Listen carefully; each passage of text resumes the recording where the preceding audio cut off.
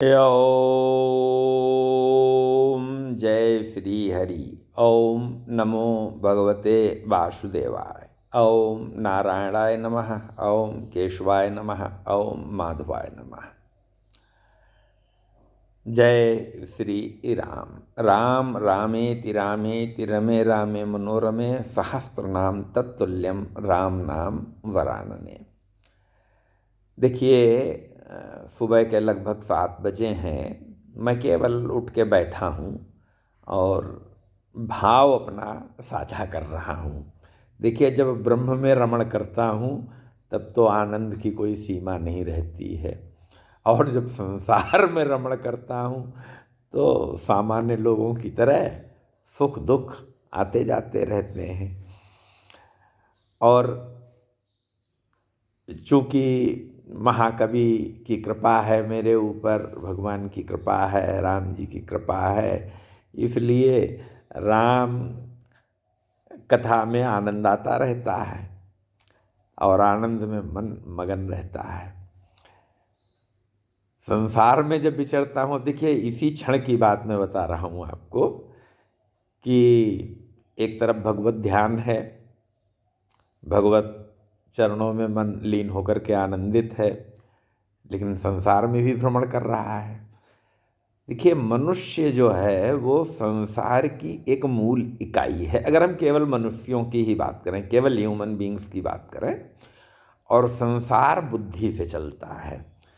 संसार में जो मुख्य प्रभाव है वो बुद्धि का है। हालांकि भावना का अपना महत्व है, भावना से कोई इनकार नहीं कर सकता है। और मुझे कभी कभी ऐसा लगता है कि भावना सर्वोपरि होती है, भावना से बड़ी कोई चीज़ नहीं होती है। अब मैं अपने आप को व्यक्त करने में क्या क्या कह पाऊँगा, क्या क्या मस्तिष्क में विचरण कर रहा है इस वक्त, इस क्षण, वही मैं व्यक्त करूँगा।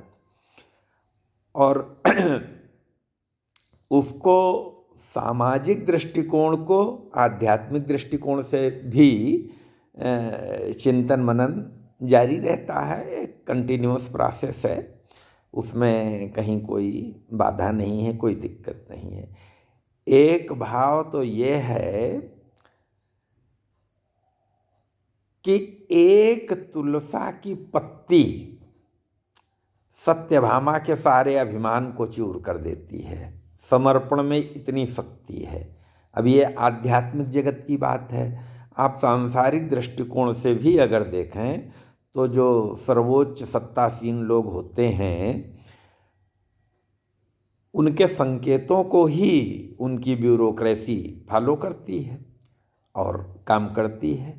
अब भावना तो बहुत सूक्ष्मतम बात हो गई। ये सांसारिक दृष्टिकोण आ गया। अब सांसारिक दृष्टिकोण से देखिए, हम मेरे लिए संसार और अध्यात्म में मैं अंतर देखता भी हूँ और नहीं भी देखता हूँ। परस्पर विरोधी बातें हैं। उसी तरीके से जैसे ब्रह्म है, ब्रह्म में विरोधी बातें हैं। ब्रह्म जब हम बात करते हैं तो क्षितिजल पावक गगन समीरा पंच तत्व यह रचित शरीरा, ये ब्रह्म में हमारे यहाँ 5 महाभूत माने गए हैं: अग्नि, वायु, आकाश, पृथ्वी और जल। अब देखिए, जल और अग्नि परस्पर विरोधी हैं, लेकिन जब हम ब्रह्म में विचरण करते हैं तो कोई भेद नहीं देखते हैं। और ये जो संवेदना होती है, इसकी कोई सीमा नहीं है।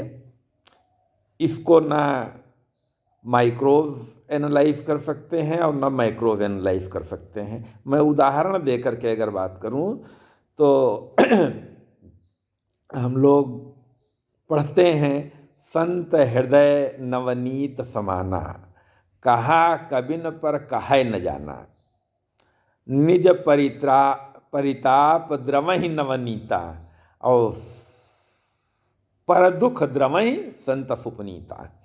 देखिए, बहुत स्पष्ट शब्दों में है कि संत का स्वभाव जो है वो मक्खन के समान होता है, लेकिन कवियों ने कहना नहीं जाना, क्योंकि मक्खन जो है अपने निजी परिताप से, उसको आप ताप दीजिए तो वो गलने लगता है। लेकिन संत का जो हृदय होता है वो पूरा पर दुख द्रवहि संत सुपुनीता, वो दूसरों के दुख से ही दुखी हो लेता है। अब ये बात हुई संत की। अब आप नेता की बात करिए। नेता देखिए, नेता भी एक प्रकार से संत ही होता है, जो मेरा दृष्टिकोण है, या मैं जिस कोटि के नेताओं के बारे में बात कर रहा हूँ उसमें जो मेरी चेतना है वो ये है कि वो भी संतत्व को प्राप्त होता है, क्योंकि वो हर्ष शोक आदि विकारों से रहित मुझे लगता है हो जाता है। एक पक्ष है, हालांकि ये प्रत्यक्ष में नहीं आ पाएगा। नेताओं का जो मैंने संसार में भ्रमण किया है, नेताओं को देखा, सुना, पढ़ा, गुना, चिंतन किया, नेता जिसको भी कुत्ता, बिल्ली, हाथी, चमचा बना दे समाज में सबके सामने, उसके जीवन को संवार देता है।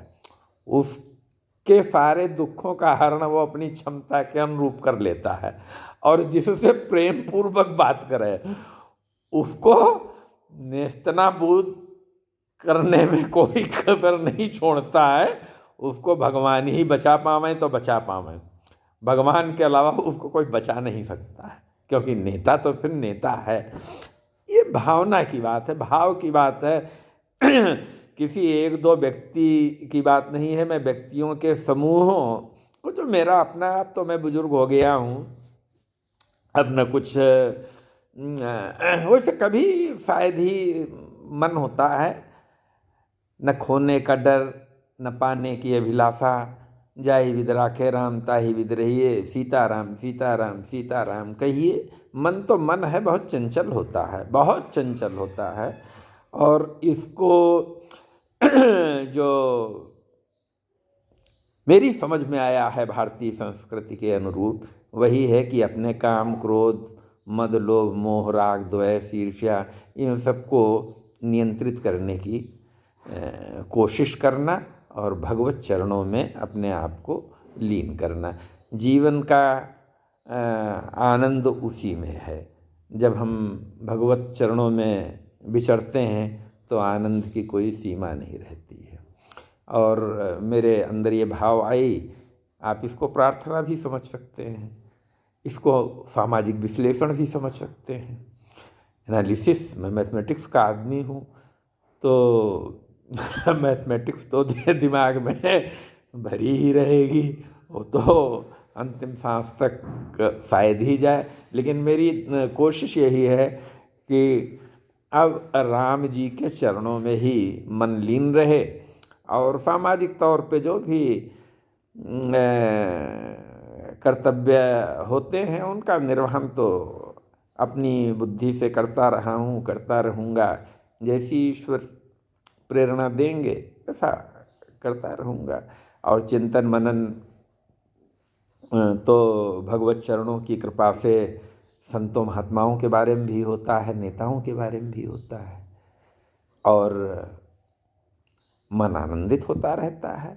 विश्लेषण की अपनी एक अलग महत्ता है, उसको इनकार नहीं किया जा सकता है। और मैं क्या कहूँ, महाकवि की इतनी कृपा है कि मैं समापन करूँगा।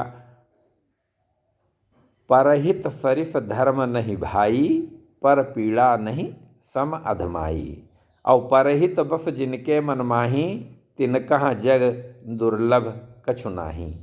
तिनकह जग दुर्लभ कछु नाही। तिनकह जग दुर्लभ कछु नाही। और पराधीन सपने हो सुख नाही। पराधीन सपने हो सुख नाही। पराधीनता केवल ईश्वर के प्रति आनंदित करती है।